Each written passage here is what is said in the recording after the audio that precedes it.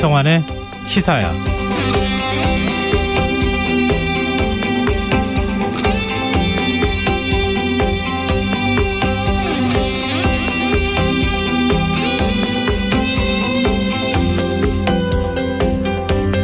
안녕하십니까. 시사평론가 김성환입니다. 대선이 이제 61일 앞으로 다가왔지만 정치권은 여전히 한 치 앞을 내다보기 어려운 상황입니다. 대표직 사퇴 결의안까지 추진하며 극한 충돌을 빚었던 국민의힘. 윤석열 후보와 이준석 대표가 극적으로 화해를 한 이후 내부 전열을 가다놓고 정권 교체를 위해 힘을 합치겠다는 각오를 다지고 있는데요. 윤 후보는 오늘 자신의 SNS에 여성가족부 폐지라는 7글자를 올렸습니다. 이를 두고 90년생 페미니스트 신재 씨 영입 문제로 사과까지 했던 윤 후보가 이준석 대표와 갈등을 봉합한 계기로 본격적인 이대남 표심잡기에 나선 게 아니냐, 이런 관측이 나오고 있는데요. 이 상황 어떻게 봐야 할까요? 그런가 하면 민주당 이재명 후보는 시민과 소통하는 행보를 이어가고 있습니다.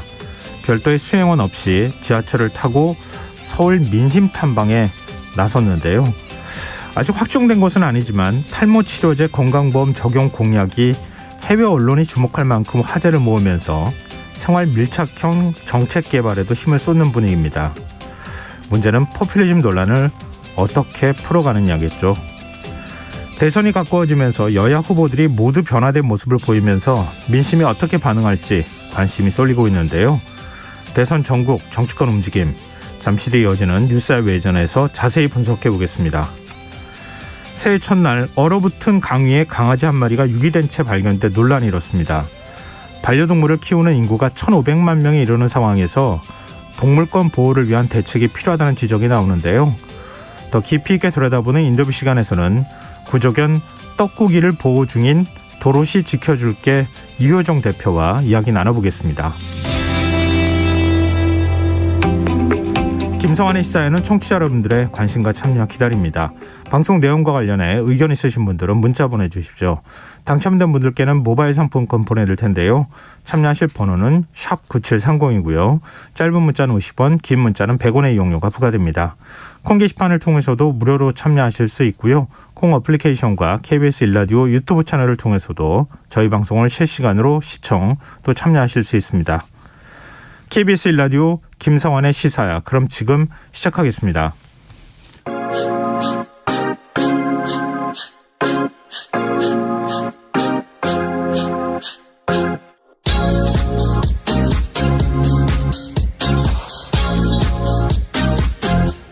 KBS 일라디오 김성환의 시사야.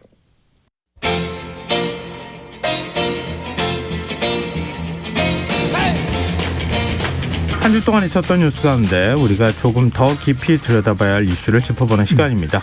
뉴스의 외전, 늘 함께 하시는 패널 두 분 소개해드리겠습니다. 배종찬 인사이트K 연구소장 자리하셨습니다. 안녕하세요. 안녕하십니까. 새해 복 많이 받으십시오. 예, 김민하 시사평론가 모셨습니다. 안녕하세요. 안녕하세요.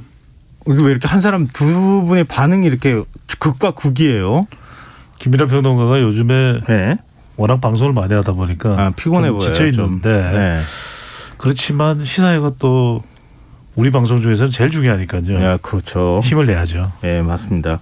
새해 복 많이 받으십시오. 새해 복 많이 받으십시오. 네. 좀 힘 좀 내라고 지금 물어본 건데 그렇게 얘기하면 어떡해요. 아니 또 새해 복을 많이 받아야죠. 곧 힘을 낼 겁니다. 네. 이제 본격적으로 얘기에 들어가면 뭐 달변이니까 김민하 평론가 얘기가 아마 줄줄줄 나오지 않을까 싶습니다. 자, 우리 뭐 정치권 얘기는 안 할 수가 없는데요. 어제 하루 동안 아마 멀미 느꼈다고 하시는 분들이 있을 것 같아요. 국민의힘 상황 지켜보면서 이게 도대체 어떻게 마무리되는 거야 이렇게 생각을 했는데 뭐 어찌됐든 간에 저녁 8시쯤에 극적으로 반전이 이루어져서 이준석 대표와 윤석열 후보가 화해를 하는 모습을 우리가 볼 수 있었는데요. 일단 어제 상황 어떻게 보셨는지부터 얘기를 듣고 싶어요. 뭐가 뭔지를 모르겠어요. 뭐가 뭔지를 모르겠다. 당혹스럽다. 예. 마치 롤러코스터를 타고 있는 것 같다라는 생각이 들 수밖에 없는 것이 불과 오후에 한 3, 4시만 하더라도 참 갈등 봉합이 쉽지 않겠구나. 당대표 사퇴하는 줄 알았어요. 분석이 나오고 있는 상황이었거든요. 네. 그런데 7시, 8시에 속보가 나오면서 느닷없이 봉합이 됐다. 네. 근데 이게 뭔가 그러면 어떤 명분에 의해서 그러니까 우리가 어떤 정치적인 행위라는 것은 세 가지가 참 중요하거든요. 명분. 그래서 정치권에서는 항상 명분을 따집니다. 그다음에 설득. 어떤 의미일까? 그다음에 대중들이 이해할 수 있어야 되거든요. 명분과 설득과 이해 프로세스인데 그냥 느닷없이 뭐 30분간 연설 이후에 비공개 회의가 있고 성토장이 되다 싶어 했는데 갑자기 윤석열 후보가 등장했고 두 사람이 팔을 같이 들어올리면서 앞으로 잘해 나가자. 예.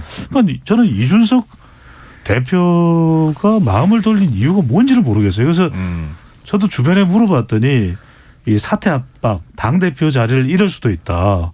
심지어는 내년 보궐선거에 3월 대선과 치러지는 보궐선거에 뭐 공천 지분이다. 지분 때문에 마음을 근데 이해가 안 돼요. 그렇다면은 네. 그런 정치적인 협의나 협상이 이유가 됐다면 지난번 울산, 여수, 순천, 제주, 다시 울산, 부산 큰 뭐고 최근에 조수진 수석 최고위원이랑 갈등을 빚은 건 뭐고 이해가 안 되는 거예요. 그래서 저는 네. 그래서 이게 표면적으로는 봉합인데 종잡을 수가 없어서 저는 혼란합니다. 뭐 정치는 감정 통제를 컨트롤을 잘하나 해야 되는 거니까 방금 전까지 싸우다가 또 금방 또 화해할 수도 있는 거고. 근데 아직 뭐 배 수장님은 이해가 안 된다 이렇게 얘기하셨는데 김민하 평론가 이해되셨어요? 뭐 배 소장님이 이해를 못하는데 제가 어떻게 이해를 하겠습니까? 저도 뭐 도대체 무슨 일인가 알 수가 없는데요. 네. 근데 이제 마음을 돌린 것은 이준석 대표가 마음을 돌린 게 아니고 윤석열 후보가 마음을 돌린 거죠. 그러니까 이준석 대표가 마음 돌린 게 아니라 윤석열 후보가 돌린 것이다. 그렇죠. 어제 상황은 한 6시, 오후 6시가 되기 전까지는 네. 이준석 대표가 정치적으로 무력화되는 과정이었다고 저는 생각합니다.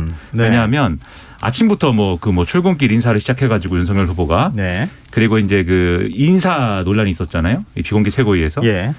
그리고 그 인사 논란을 겪고 나서 윤석열 후보가 의원총회가 열리는 그 장소에 가서 김기현 원내대표하고 김도읍 정책위의장은 재신임 해달라고 요구를 합니다. 네. 그 의원들이 재신임 해달라고 하니까 해줬죠. 네. 그리고 그 자리에서 원내 수석부대표인 추경호 의원이 이준석 대표의 사퇴를 이 자리에서 결의하자 예. 이렇게 얘기를 한 거예요. 그래서 네. 속보가 원내 지도부가 지금 이준석 대표의 사퇴를 요구하고 있다라고 나왔어요. 처음에. 근데 추경호 의원이 원내 지도부 자격으로 얘기하는 게 아니고 개인 의원 자격으로 얘기하는 거다라고 얘기했지만 네. 그러나 이 맥락으로 보면은 윤석열 후보가 원내 지도부의 재신임과 이런 것들을 요구한 다음에 그 원내 지도부의 일원이 이준석 대표의 사퇴를 요구하고 이런 일이 일어난 거잖아요. 네. 그리고 윤석열 후보가 밖에 나와 있는데 밖에 나가서 다른 일정 수행하는데 기자들이 당연히 물어봤겠죠. 의원총회장에서 지금 이준석 대표 사퇴를 논의하는데 어떻게 생각하시냐. 근데 윤석열 후보가 난 잘 모르겠다라고 얘기를 합니다.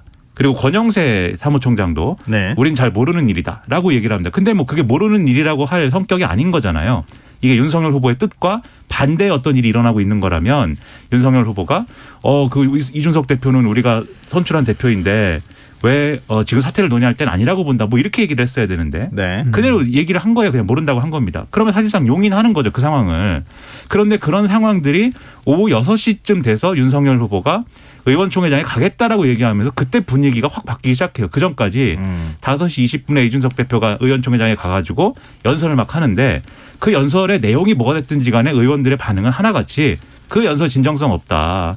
이준석 대표 사퇴해야 된다 의견 계속 고수했어요. 네. 그런데 윤석열 후보가 온다고 하니까 이 윤석열 후보가 이 시점에 온다고 하는 것은 이준석 대표하고 풀겠다는 얘기구나 라는 걸 좀 감지한 의원들이 이준석 대표하고 무슨 허심탄회한 얘기를 한다고 하기 시작하고 네. 그게 한 1시간 정도 2시간 정도 좀 이 온도를 내리면서 그러면서 윤석열 후보가 8시에 와가지고 우리가 본 그 광경이 연출된 거거든요. 네. 그러니까 이 과정을 쭉 보면은 분명히 6시에 윤석열 후보가 의원총회장에 가겠다라고 얘기하기 전까지는 이준석 대표는 사실상 사퇴하는 그림이었던 거고 만약에 의원총회장에서 사퇴 결의가 됐는데 이준석 대표가 사퇴 안 하고 버텼다.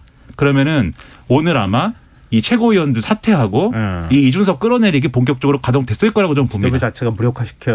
지도부 자체를 무력화시켰을 것이다. 그 됐을 거라고 네. 봐요 저는. 왜냐하면 이번 주에 이준석 리스크를 정리를 안 하면 네. 선대위 개편하고 이렇게 해서 새롭게 리셋해갖고 스타트하는 건데 이거 정리 안 되면 이제 앞으로 1월 그렇죠. 내에 네. 할 수 있는 게 없잖아요 윤석열 후보가. 시간이 너무 짧죠. 그렇죠. 네. 그래서 둘 중에 하나였는데 이준석 대표하고 화해하고 포용하느냐 아니면 뭐 눈물을 머금고 정리하느냐. 후자로 가다가 갑자기 전자로 틀었다라고 저는 생각합니다. 한 두 가지가 좀 보여요. 네. 하나는 뭐냐면은 과거에는 이준석 대표하고 윤석열 후보 측이 충돌할 때 김종인이라고 하는 정치 원로가 버티고 있었잖아요. 일종의 이제 뭐 자동차로 말하면 범퍼 역할을 해준 거잖아요. 네.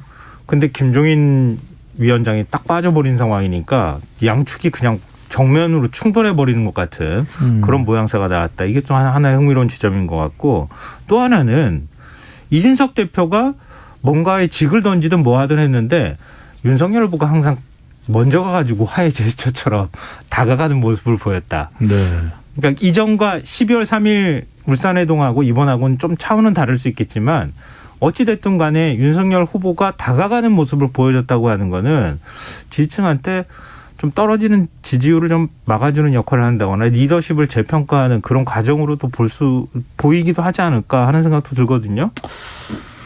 근데 여전히 저는 이해가 안 되는 게 이렇게 봉합할 거면은 이준석 대표가 그렇게까지 당 내외에서 그런 난리법석이 일어날 이유가 있었을 거라는 생각이 계속 들어요. 근데 굳이 이제 이해를 억지로라도 갖다 붙이자고 따지자면 윤석열 후보 지지율이 내려가고 당대표에 대한 책임론도 비등해지면서 위기 공동 인식을 했다. 네. 더 이상 여기서 파국으로 할 수는 없지 않느냐.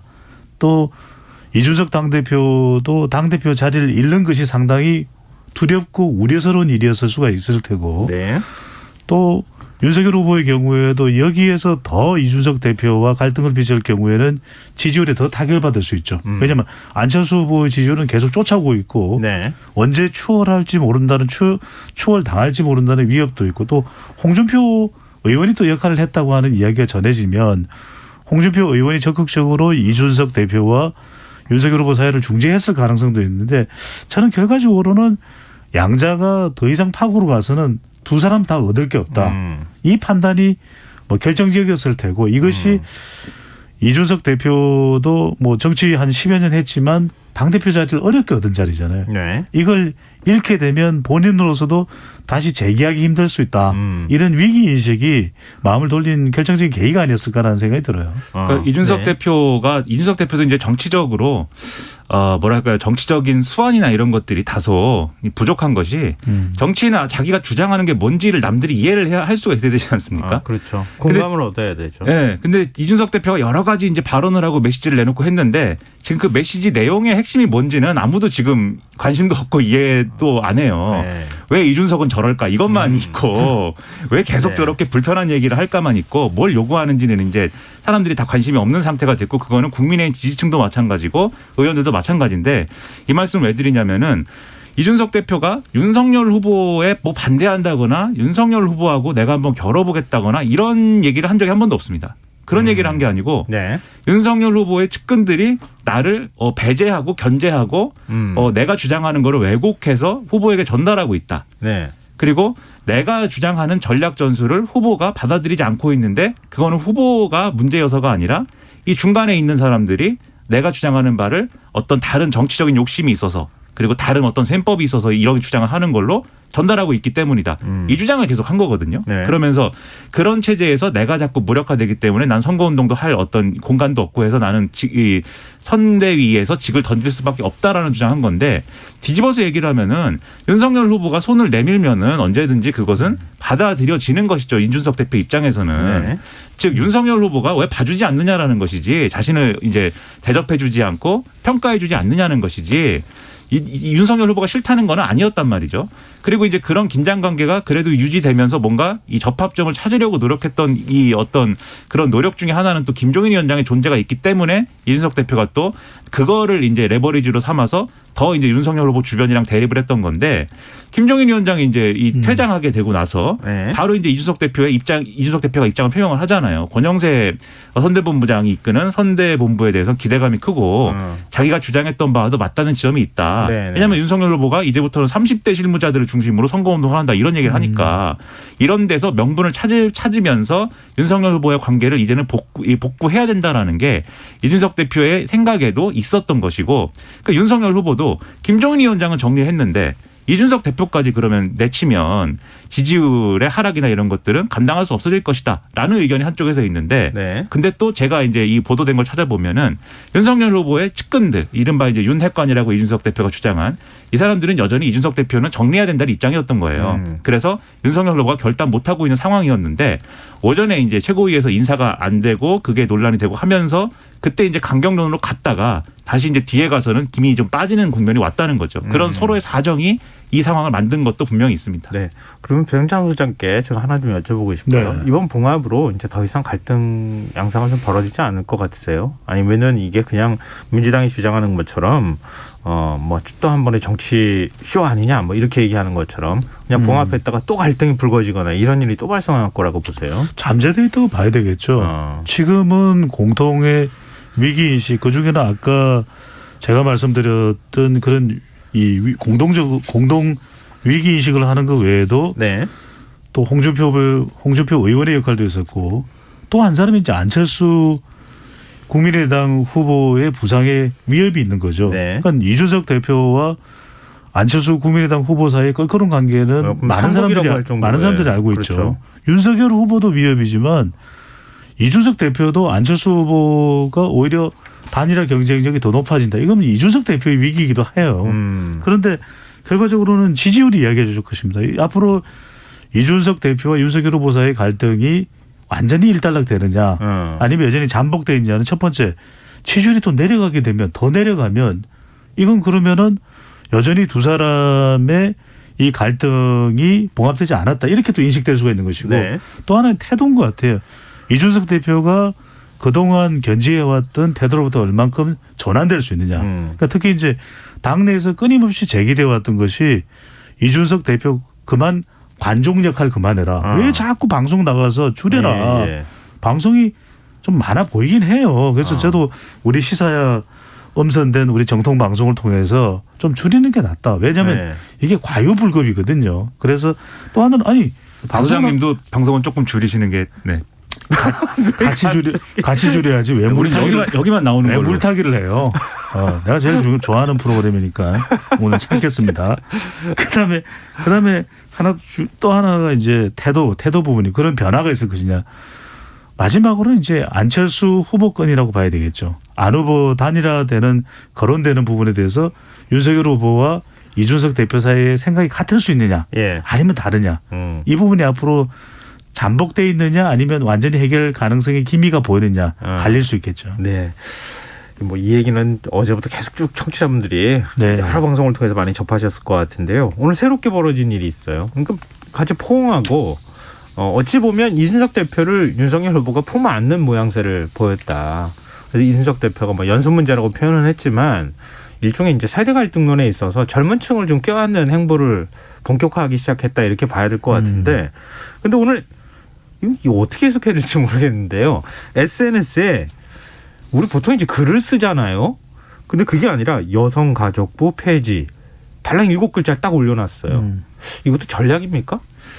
일종의 이제 하나만 그랬으면은 이게 뭐 어떤 이벤트인가 싶을 텐데 그 전에 쓴 것도 이제 한 줄이었기 때문에 이게 선대위를 슬림화하고 나서 페이스북 메시지도 슬림화했구나 이런 생각이 듭니다 지금. 그래서 여러 가지 무슨 뭐 그동안에 윤석열 후보가 긴 글을 주로 거기다 올려왔는데 뭐 엊그제 쓴 거는 이제 뭐 무고죄도 처벌하고 그다음에 성범죄도 무고죄 처벌을 강화하고 성범죄 처벌을 강화한다 이 두 개 딱 쓰고 이것도 상당히 여성계나 아니면 그렇죠. 뭐 여성계 아니어도 좀 반발을 많이 했던 거거든요. 그렇죠. 예. 그리고 여기에 더해서 이제 오늘은 여성가족부 폐지 이렇게 쓴 건데 이게 이렇게 간결하게 쓴 것도 쓴 것이지만 이런 형식도 형식이지만 들어있는 내용이 지금 말씀하신 대로 이준석 대표의 팬덤들이 좋아하는 내용이에요 결국.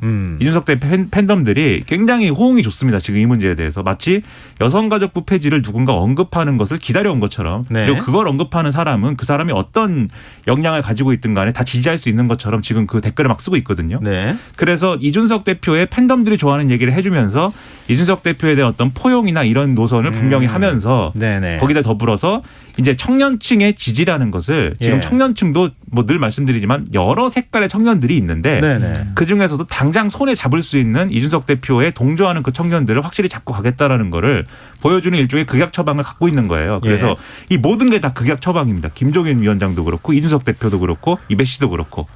근데 지금 말씀하신 것처럼 대체 이준석 대표를 지지하는 젊은 층이 얼마가 되는지를 정확하게 알 수가 없는 상황에서 그렇죠. 이준석 대표를 이 페미니스트와 관련한 문제로 엮어가지고 일단 뭐 여성가족부 폐지 이렇게 올리면 지지율이 회복이 과연 가능할까? 아니죠. 그러니까 어느 정도 영향을 미칠 거라고 보세요, 여론에? 지지율 끌어올리는데 좀 도움이 될 거라고 보세요? 저는 오히려 역효과가 날 수 있다고 봅니다. 왜냐하면은 비단 주머니인가요? 여성가족부 폐지가 비단 주머니인가요? 그렇지 않거든요. 네. 지금 국민의힘 내부에서도 이준석 대표의 비단 주머니가 뭔지를 모르겠다는 거잖아요. 여의도역에서 출근 인사하면 비단 주머니인가요? 지옥철 타면 비단 주머니인가요? 그거 대한민국 국민들 다 알고 있습니다. 네. 그거는 비단 주머니가 아니고 주머니조차도 아니에요. 비단 그런 일이 있어서도 안 되겠고. 근데 이번 대선에서 정말 중요한 것은 중간 유권자층인 M 여중입니다. 네. 그런데 여기에 MZ 세대도 여성이 있잖아요. 여성은 여성이죠. 네. 중도층에는 여성 없습니까?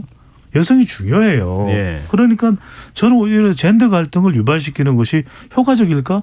선대위는 해체됐지만 그럼에도 윤석열 후보가 야심차게 영입했던 인물 중에는 이수정 교수도 있고 신지혜 새시대 준비위원회 수석 부위원장도 전 부위원장이죠. 네. 있었습니다. 그렇다면 그건 뭐 영입 인사에 대한 비판이 있다더라도 여성을 존중하는 것은 우리 사회에서 지금 이번 대선에서 너무나도 중요하다. 그런데 이것을 이준석 대표가 상당히 이 호응을 할 수 있도록 이준석 대표 지지층들이 호응을 할 수 있도록 남성들이 네. 이걸 이렇게 끌고 간다. 여성가족부 폐지. 그리고 이것도 보면 과유불급이라는 말씀을 드렸는데 그렇게 김종인 전 위원장의 배우 연기론에 대해서 발끈했던 윤석열 후보가 여성가족부 폐지면 아무 설명이 없잖아요. 그러니까 메시지로만과 연기를 하고 있는 것인가 이건 안 되는 거죠. 저는 그래서 윤석열 후보는 오로지 그걸 생각해야 돼요. 내가 얼마만큼이나 진정성 있게 유권자들과 소통할 수 있을까. 그리고 남성과 여성의 차이를 둬서는 안 됩니다. 예. 그래서 여성가족부 폐지라면 왜 폐지하려고 하는지 그럼 그동안 여성가족부가 해오던 기능을 어떻게 할 것인지 좀 더 구체적이어야 되는 거죠. 이게 지금 배 소장님 말씀하신 거에 100% 공감하면서 네. 추가로 이게 수가 뭐냐에 대해서 조금 말씀드리면 네. 윤석열 후보가 어제도 그렇고 그 전날도 그렇고 이 국민의힘 당을 지지하거나 당내에 이 직을 갖고 있는 이른바 청년들하고 대화를 했거나 하려고 했다가 실패하거나 뭐 이랬던 거잖아요. 이른바 네. 폰성열 사건도 있고 네. 이 사람들이 지금 어제도 그렇고 어제도 모여있는 이제 청년 보좌역이라고 하면은 윤석열 후보가 앞으로 이제 윤석열 정권이 출범하면 각 부처에다 청년들이 직접 이제 개입할 수 있는 그런 자리를 만들겠다라고 하면서 네. 선대위부터 그걸 하겠다라고 해서 직접 뽑게 한 사람들이에요. 청년 보좌역들이. 네. 근데 그 청년 보좌역들이랑 대화를 했는데 다 하는 얘기가 이준석 대표를 포용해야 된다. 지금 이제 뭐 이른바 십상시 얘기까지 나왔습니다.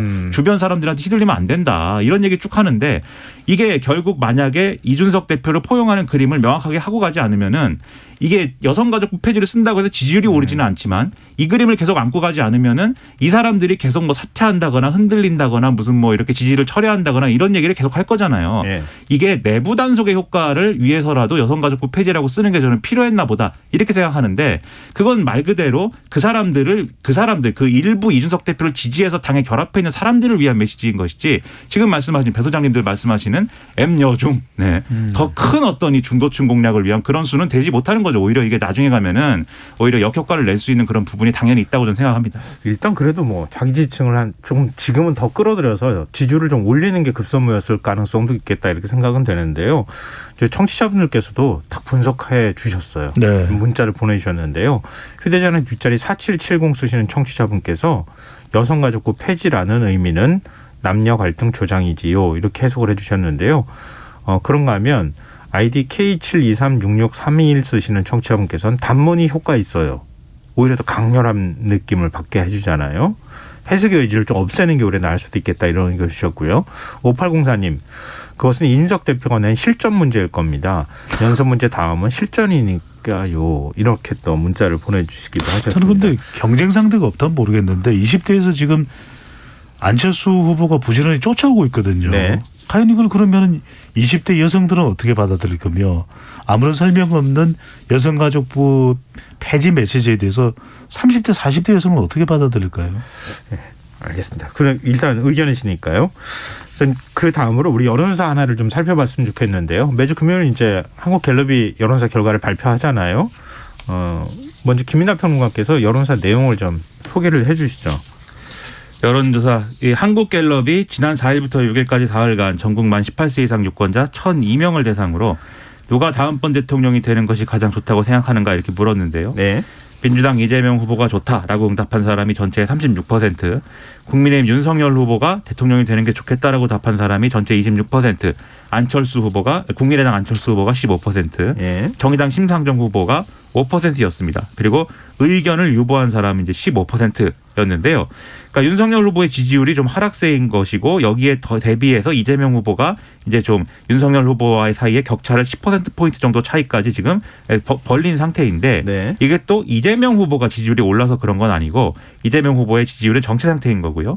윤석열 후보에서 이 이전 조사 대비 빠진 지지율만큼 안철수 후보가 지금 상승한 모습이다라고 분석이 되고 있습니다. 네. 이 자세한 내용은 중앙선거 여론조사심의 홈페이지에 있습니다. 네.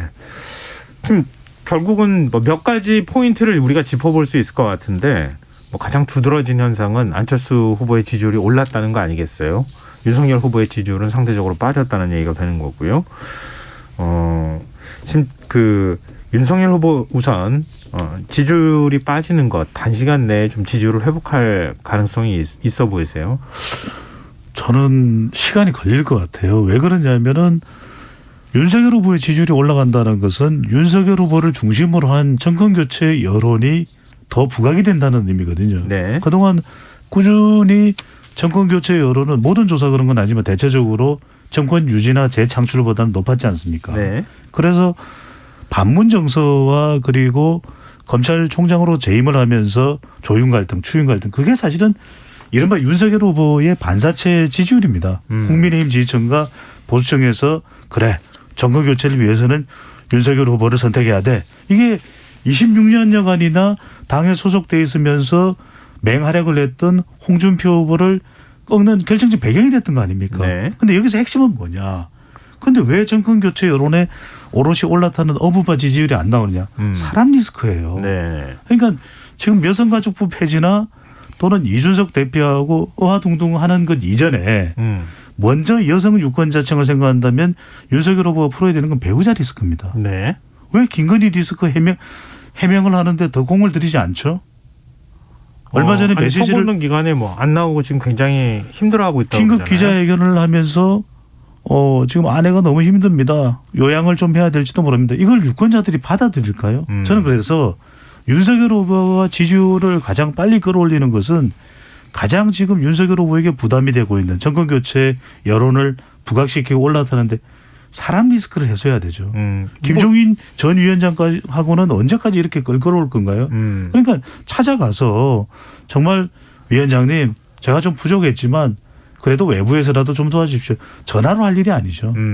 알겠습니다. 뭐 윤석열 후보에 대한 본인 스스로의 리스크를 털어야 되는 부분도 그럼요. 있고, 뭐 김종인 전 총괄 선대위원장 같은 외부에서 입김이 좀 국민들 마음 움직일 가능성도 있으니까요. 발언들이 그런 부분에 대해서 사람에 대한 리스크를 해소해야 된다 이런 말씀해 주셨는데 김민하 평론가는요. 지금 윤석열 후보가 이렇게 지지율이 빠지고 결국 안철수 후보가 대안으로처럼 보이는 거는 지금 배 소장님 말씀하신 것처럼 윤석열 후보 본인의 문제예요, 결국은. 그래서 세 가지가 지금 대비가 되고 있는 건데 첫 번째는 이제 그 리더십 문제입니다, 결국. 그래서 선대위를 왜 이렇게 엉망진창으로 돼가지고 왜 수습이 안 되느냐에 대한 게 첫 번째가 있는데 그건 뭐 이제부터 이제 그런 극복이 되는 거냐 한번 지켜볼 필요가 있겠고요. 두 번째는 본인이 내세웠던 이제 공정과 상식이라는 가치가 지금 무너진 거잖아요. 네. 자기 배우자 그리고 또는 측근 가까운 사람들에게는 한없이 이렇게 좀 이렇게 따뜻하고 그리고 남들 그 외의 사람들에게는 뭐 이렇게 나는 공정과 상식이라는 기준을 엄정하게 적용한다라는 명분으로 이렇게 지금까지 살아온 것처럼 비춰졌으니까 네. 이런 부분들이 훼손된 거에 대해서 여기에 대해서는 제가 볼 때는 지금 말씀하신 대로 배우자 부분이나 이런 것에 대해서는 추가적인 입장 표명이나 이런 게 있어야 되겠는데 안 할 것 같아요. 그런데 이걸로 이제 배우자 문제는 이제 좀 뒤로 밀어넣고 네네. 다른 얘기를 지금 하고 싶어하는 그런 국면이기 때문에 네. 근데 이게 배우자 문제가 지금 추가적인 의혹적이나 이런 게 없을 거냐 그렇지 않을 거거든요. 예. 계속 나올 거거든요. 그렇기 때문에 명확한 태도를 이제 여기에 대해서는 보여줘야 된다라고 생각하고요. 그래서 기자회견에서도 그 선대위를 이제 해체한다는 기자회견에서도 분명히 기자회견문에서는 배우자와 그 주변에 대해서도 이 엄정한 기준 적용하겠다라고 얘기했지만 질의응답에서는 또 지금 말씀하신 대로 배우자가 아프다 그리고 형사적으로 처벌될 것이 없는데 내가 볼 때는 그 얘기를 해줘도 안심하지 않는다 나오지 네. 않을 것이다 이렇게 얘기하고 있으니까 이 태도가 바뀌지 않으면 어렵다라고 보고 그다음에 이제 마지막으로 본인이 내실이 없다라는 평가 이 세 번째로 내실이 없다라는 평가 때문에 지금 지지율이 이제 꺼진 게 분명히 있거든요. 이른바 이제 3프로 TV라는 이제 유튜브 채널에 나와가지고 이 여러 가지 그동안 윤석열 후보는 문재인 정권이 경제라든지 뭐 부동산 문제라든지 이런 것들을 전문가의 어떤 그런 견해를 어떤 듣지 않고 자기들끼리만 이렇게 생각해서 이렇게 문제가 됐다라고 얘기를 하면서 비판을 했지만 정작 윤석열 후보는 또 그런 비전을 갖고 있지 않은 것처럼 보였단 말이에요. 네네. 이 부분은 내실을 어떻게 채운 것을 보여줄 것이냐를 이제 그게 관건인데 이 짧은 기간 동안 그게 될 것이냐 유권자들이 여기에 대해서 지금 의구심을 갖고 있는 거죠. 이게 해소가 상당히 어렵지 않을까 저는 생각합니다. 네네. 근데 뭐 사실은 그 리스크는 금방 해소될 수 있는 부분은 아닌 것 같고요. 그런데 지금 이제 오늘도 지옥철이라고 불리는 김포 골드라인하고 지하철 9호선 탑승을 네. 직접 또 하기도 했었고요. 그다음에 그동안엔 토론을 좀 기피하는 듯한 모습을 보였는데 토론 3번도 부족하다. 토론 더 나갈 의사가 있다. 이런 얘기를 좀 하고 있는 상황이거든요. 이런 것들이 좀 지지율이 그동안에는 이렇게 하향 추세였는데 네. 멈추고 그래도 이재명 후보하고 지지율 격차를 좀 줄이고 지금 안철수 후보가 지금 따라 올라오고 있는 현상이 발생하고 있잖아요. 그 격차가 더 좁혀지지 않고 좀 벌려놓는데 어느 정도 도움이 될 수 있을까요? 일종의 수도권 민심 흔드는 작전인 것 같은데. 그렇죠. 윤석열 후보도 대선 후보고 또 유력 대선 후보죠. 예. 그러니까 위기 상황이죠. 지지율이 내려갔던 것이 어떤 원인이든 간에 지지율을 이제 더 끌어올 수밖에 없고 그런 공동의 위기 인식이 이준석 대표와 다시 협력할 수밖에 없는 상황으로 전개가 됐던 것이고요. 그동안 윤석열 후보에 대해서 현장을 모른다 이런 이야기들이 계속 나왔거든요. 네. 그러니까 지하철, 지옥철 또 여의도역에서 출근 인사를 하는 것인데 중요한 건 결과적으로는 이 걸림돌이 되고 있는 큰 이슈들을 제거하고 해소하는 것이 중요하겠죠. 이런 이슈들도 물론 도움이 되겠습니다만 토론에 이제 적극적으로 참여하는 것도 분명 도움이 될 수 있습니다. 2030 세대도 조금 더 견인될 수 있고 또 중도층도 견인될 수 있는데 아직까지 또 공약도 보면은 본격적으로 나오고 있지는 않거든요. 대선이 그렇게 많이 남은 게 아니에요. 그러니까 윤석열 후보가 분명히 저렇게 긴급 또 변화된 행동을 하는 건 도움이 될 텐데 크게 저는 두 가지입니다. 하나는 사람 리스크 문제가 해결 안 되면 그 근본적인 치유가 안 되거든요. 지지율에 부담이 되는. 두 번째는 윤석열 브랜드의 정책이 나와야 되겠죠. 그러니까 단순한 반문 정서로만 되지 않는다는 거죠. 알겠습니다. 자, 지금 여러분께서는 KBS 라디오 김성환의 시사회를 듣고 계십니다. 뉴스의 외전 김민아 시사평론가 배종찬의 인사이트 K 연구소장 두 분 패널과 함께하고 있습니다. 자연스럽게 안철수 후보 지지율과 관련한 얘기를 안 할 수가 없는 상황인데요. 지지율 상승세 추세에 있는 것만은 뭐 틀림없는 것 같습니다. 여론조사 결과로도 지금 확인되고 있는 바가 거의 거든요. 앞으로 지지율 추이가 어떻게 될 거라고 보세요? 벌써부터 단일화 뭐 KBS하고 어제 인터뷰를 했을 때 만날 수는 있다. 이전에는 뭐 단일화 절대 없다고 펄쩍 떴었는데 좀 태도가 조금 더 유연해진 것 같기도 하고 어느 정도 추이를 보이면서 앞으로 움직일까요? 안철수 후보의 경우에는. 일단 단일화 가능성을 양쪽 다 열어놓고 이제 얘기를 하는 것은 이제 기정사실이겠지. 열어놓긴 하는데 네. 그게 지금 말씀하신 대로 이제 뭐 얘기가 오면 뭐 한번 뭐 응해볼 수는 있다. 그러니까 뭐 만나볼 수는 있다잖아요. 그래서 단일화에 이제 좀 합의를 한다거나 뭐 이런 수준은 아니기 때문에 아마 윤석열 후보도 물어보면 비슷한 얘기를 할 것 같습니다. 제 생각에는. 예. 이제 지금은 도리가 아니다라고 얘기를 했는데 지금은 도리가 아니다라고 얘기하는 것은 뭐 어느 시점에는 뭐 도리일 수도 있는 거잖아요. 그렇기 때문에 단일화에 대해서는 가능성을 열어놓는 것이지만 지금은 당분간은 서로 단일화 얘기를 본격적으로 하질 않는 게 서로에게는 이제 좀 좋을 수 있어요. 지금은 어쨌든 윤석열 후보도 지금 단일화 얘기를 해버리면 오히려 이 지지층에서도 그렇죠. 그러면 안철수 후보로 네. 갈아탈 준비를 하자 뭐 네. 이런 마음을 가질 수도 있는 것이고 네. 안철수 후보도 윤석열 후보가 어떻게 하느냐에 따라서 추가 지지율이 상승할 여력이 있는 상황에서 오히려 더 만약에 지지율이 상승하는 기류로 간다라고 하면은 본인의 어떤 이 영역을 더 확실하게 가져가면서 지금 보수 정치에 이제 마치 옵션처럼 비춰지는 상황하고 멀어지면서 그걸 가지고 더 단일화에 유리한 상황을 만들 수 있는 거니까 네. 좀 이렇게 벌어지는 상황으로 갈 수 있다고 보는데 그런데 이제 문제는 어쨌든 단일화라는 이런 큰 틀 자체를 부정할 수 있는 상황은 마지막에 가서는 아닐 거라고 좀 봅니다. 그래서 막판에서는 결국 막판에 가까워질수록 단일화 얘기는 할 수밖에 없을 거고 다만 저는 이런 형태의 단일화 그러니까 이 정권 교체를 위해서 정권 교체에 걸림돌이 되는 사람이 양보해 줘야 된다라는 단일화가 아니라 네. 둘 중에 누가 더 정권 교체를 잘해가지고 뭐 승부를 낼 수 있는 사람인지 가려보자라는 식의 단일화는 지금 상황에서 합의가 되기는 상당히 어려울 걸로 저는 생각합니다. 네. 근데 안철수 후보 입장에서는 단일화 트라우마가 있잖아요. 네. 여러 차례 단일화 시도했다가 결국은 최종 후보가 되지 못했고 뭐 대통령이 될 기회가 있었다고도 할 수 있었을 텐데 그런 기회가 사실 뭐 본인은 놓쳤다고 생각할 수도 있을 것 같은데요. 그럴 수 있죠. 어찌 보면 나로부터 시작되는 단일화를 아마 강조할 가능성이 이제 높아 보이거든요. 어떻게 보세요? 김성환 진행자가 지적하신 그대로로 봅니다. 이번이 이제 2012년에도 단일화 될 뻔하다가 못했었고요. 그때는 이제 정치적 미숙함이 있었고 또 안철수 후보가 안보 이슈에 상당히 취약해요. 그러니까 2012년에도 NLL 이슈가 나오니까 그 당시 2012년 10월 3일경부터 지지율이 하락하기 시작합니다. 네. 조금씩 하락해서 11월 23일경에 지지율이 이제 문재인 후보에게 역전되면서 문재인 후보가 자연스럽게 단일화가 되고 안철수 후보는 대선 가도에서 이제 사퇴를 하게 되죠. 근데 이번 대선에는 안보 이슈가 별로 없어요. 그래서 저는 단일화 가능성이 열려 있는 것이 그 당시에 문재인 후보는 자기가 견인하는 지지율이었어요. 네. 근데 지금 윤석열 후보하고 안철수 후보가 단일화를 놓고 경쟁했을 때 안 후보가 그다지 불리할 게 없습니다. 왜?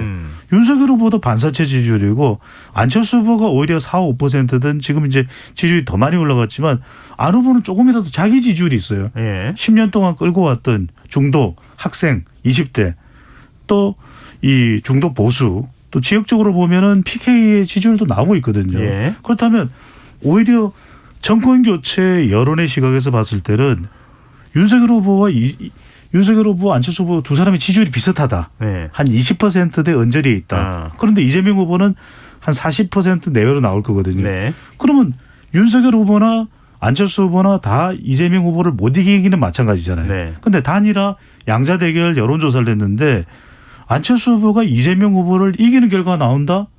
그러면 보수층이나 국민의힘 지지층은 어떤 생각을 하겠습니까?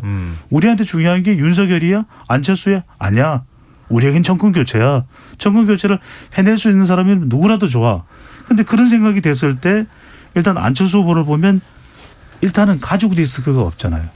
그다음에 또 단일 후보 가능성이 본인이 될 수 있다라는 그 가능성이 높다고 한다면 그걸 마다할 이유는 없는 거죠. 네, 알겠습니다. 근데 이게 마지막까지 가면은 네. 서로 걸어야 될 게 너무 커지기 때문에 그래서 그렇죠. 이제 딜이 좀 어렵지 않을까라고 보는 게 공천도 있고 뭐 그렇죠. 그리고 여러 가지가 국민의힘은 지금 어쨌든 자기들이 사실은 이 대선에 대응할 수 없기 때문에 외부인을 끌어와갖고 지금 하는 거잖아요. 그런데도 중간 과정에서 안철수 대표한테 이 후보직을 양보해야 된다. 그럼 국민의힘은 앞으로 제가 볼 때는 이 정치 세력으로서의 어떤 그런 형태를 유지할 수 없을 조건에 네네. 갈 수도 있는 것이고 예. 그래서 자연스럽게 뭐 정계 개편이 될 수도 있는 것이고 그리고 안철수 후보 입장에서도 이번에 만약에 이렇게 이 유례 없는 높은 지지율을 어쨌든 얻게 됐는데 그걸 가지고 단일화 여행에서 혹시라도 이 윤석열 후보로의 단일화가 돼버린다라고 했을 때는 앞으로 또 정치적 도전을 할 기회가 없어지는 것이기 때문에 이 서로 거는 게 너무 크기 때문에 단일화를 안 하면은 당신들은 다 정말 역적이다라는 분위기가 절대적으로 크게 형성되지 않는 한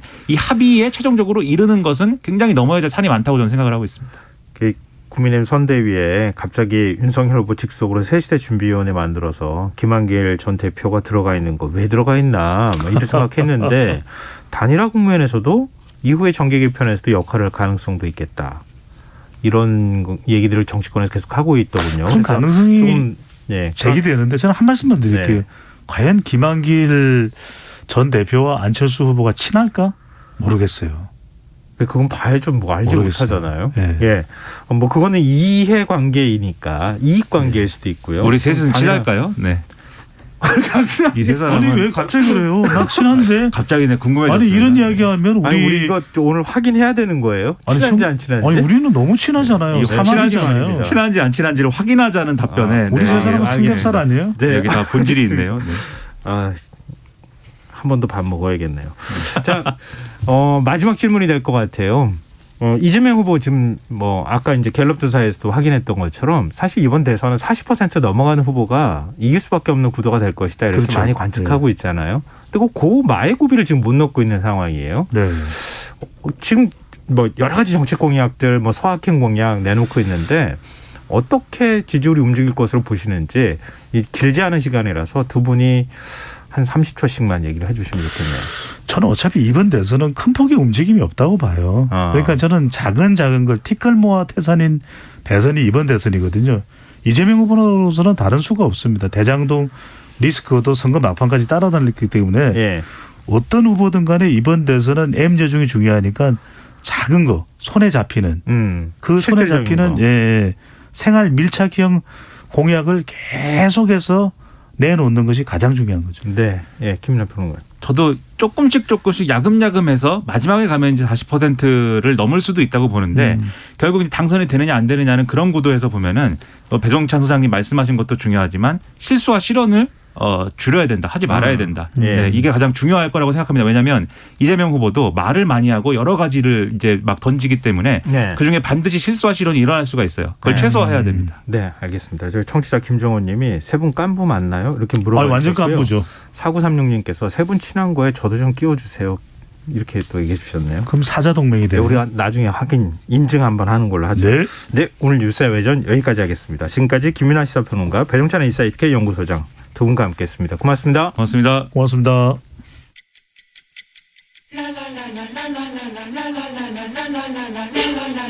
바쁜 당신을 위해 준비된 밤 시사야 시사평론가 김성환과 함께합니다.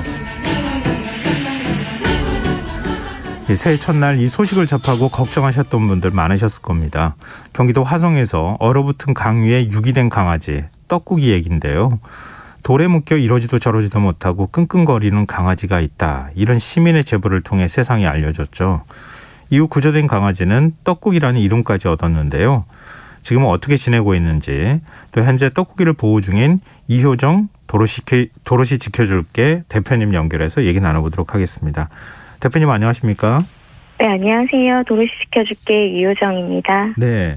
먼저 구체적으로 떡국이한테 어떤 일이 있었던 건지 새해 첫날 구조 당시 상황을 좀 말씀해 주셨으면 좋겠어요.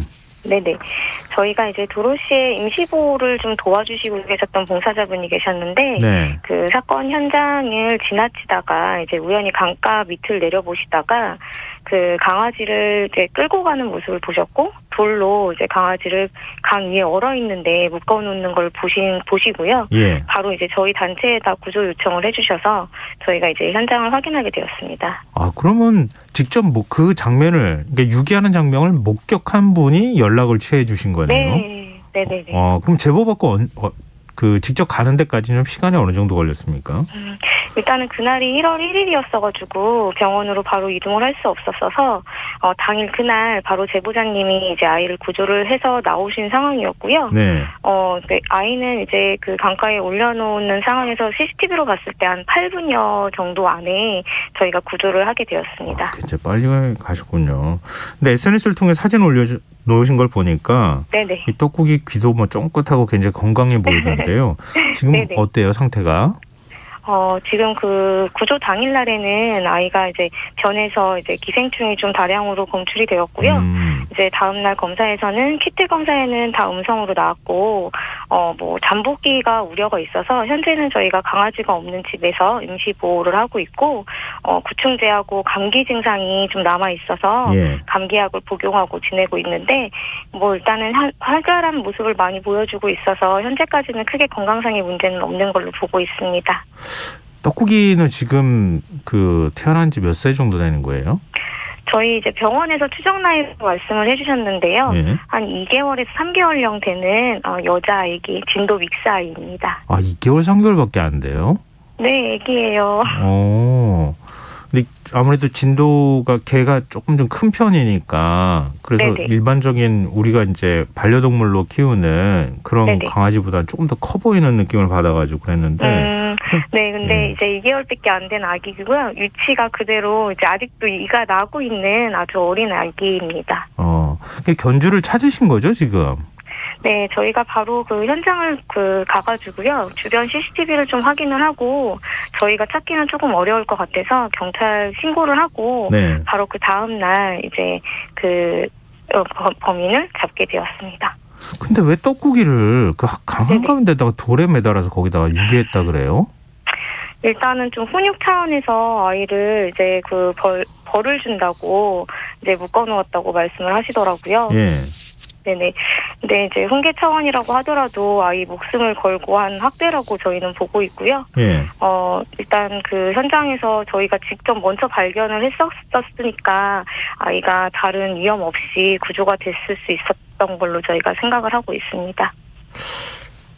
그러니까 지금 유기한 게 아니라 훈육 차원으로 잠시 그렇게 네. 둔 것이다 이렇게 주장을 네네. 하고 있다고요? 네, 유기는 아니라고 주장을 하셨고요. 예. 잠시 훈육 차원에서 아이를 그렇게 벌하였다 이렇게 주장을 하고 계십니다.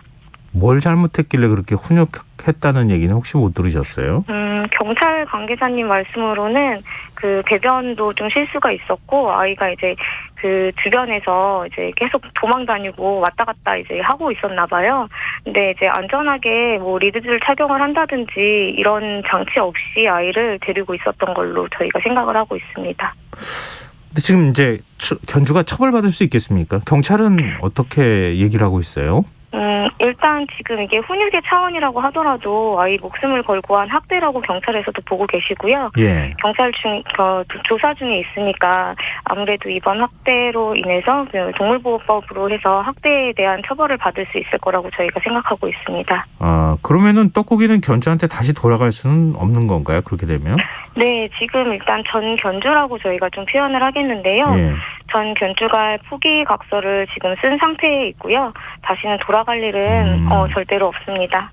근데 이런 이제 일종의 뭐랄까 유기와 학대 행위가 있었을 때 네네. 현행 동물보호법은 처벌 기준이 어떻게 됩니까?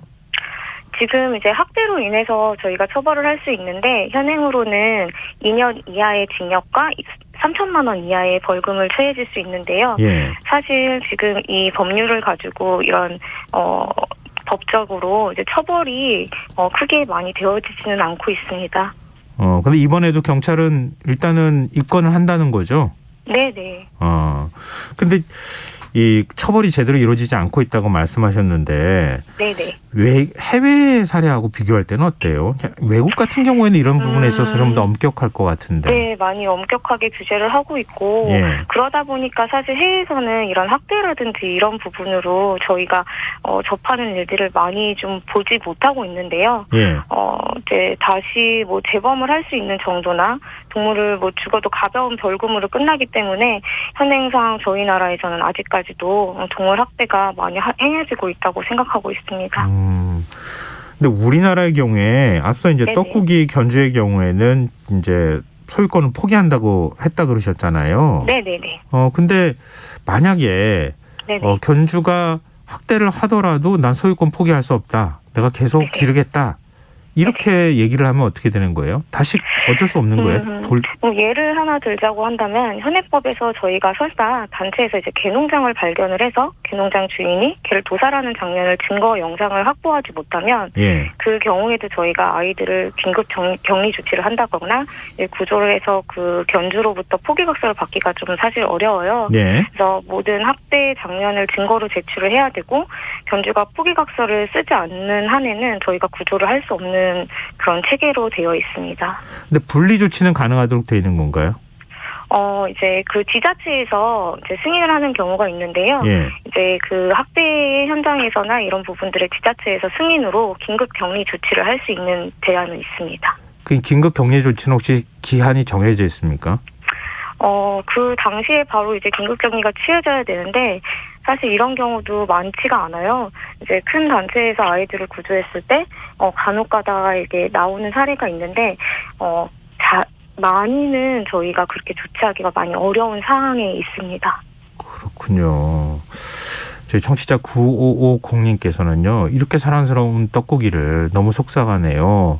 떡국아 이제부터 행복한 길만 걷자 이렇게 또 문자를 주시기도 하셨는데요. 네네. 떡국이 소식이 알려지고 난 다음에 입양 신청이 들어온다고는 제가 들었는데 어느 정도나 연락이 들어오고 있습니까? 지금 뭐 서울, 경기, 뭐 저희 나라 전 각지에서 입양 문의가 들어오고 있고요. 저희 단체에서 해외에도 입양을 많이 꾸준히 보내고 있던 단체이기 때문에 해외에서도 입양 문의가 많이 오고 있습니다.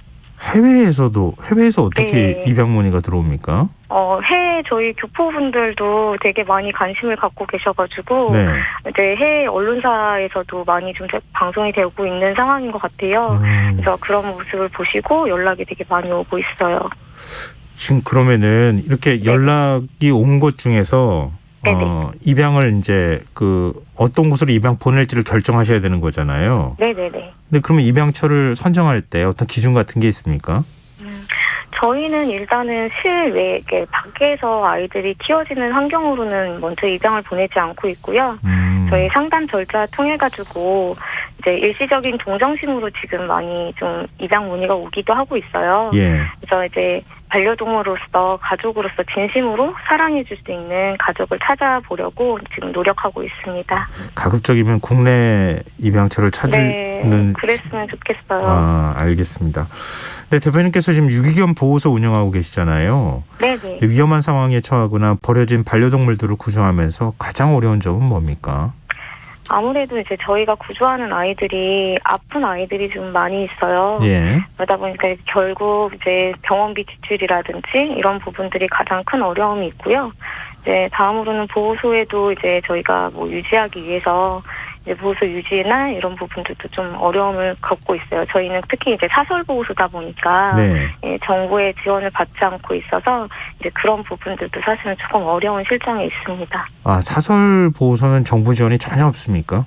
네, 없습니다. 저희는 개인 봉사자들이 꾸준하게 아이들을 구조하다가 이렇게 단체를 설립한 사설 보호소다 보니까 다른 특별한 지원 없이 이제 저희가 구조했을 때 단기적으로 도움을 요청을 해서 아이들 치료하고 그다음에 케어해서 입양을 보내다 보니까 그런 어려움을 겪고는 있어요. 그러시군요. 근데 지금 이제 떡고기 얘기를 우리가 쭉 얘기했지만 반려동물 유기와 학대를 막기 위해서 사회적으로 어떤 노력이 필요한지 마지막으로 한 말씀 부탁드립니다. 네. 일단 저희 올바른 반려 문화가 좀 정착이 될 필요가 있고요. 예. 이제 호기심으로 이제 반려동물을 펫샵에서 이제 사고 실증나면 또 유기하고 또 이제 이런 부분들이 많기 때문에 펫샵에서 이제 아이들을 이렇게 입양을 하는 경우에도 입양자의 뭐 자질이라든지 그런 부분들을 충분히 배울 수 있는 그런 교육적인 프로그램이 좀 있었으면 좋겠고요. 예. 이제 원격형 상담을 하고 책임감 있는 입양자를 찾고 그다음에 이제 그 친구가 유기가 되지 않도록 가장 큰 문제는 사실은 병원비 감당이 사실 많은 유기의 현장에서 목격이 많이 되더라고요. 그래서 저희 나라 이제 병원비 부분이라든지 이런 부분과 그다음에 외국처럼 반려동물들을 위한 보험이 좀 적용이 됐으면 하는 생각을 하고 있습니다. 네, 알겠습니다. 오늘 말씀 고맙습니다. 감사합니다. 예, 지금까지 도로시 지켜줄게 이효정 대표였습니다. KBS 라디오 김성환의 시사회 1부 순서는 여기서 마무리하겠습니다.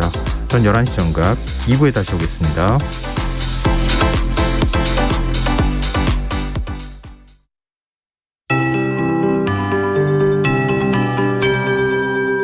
KBS 58분 날씨.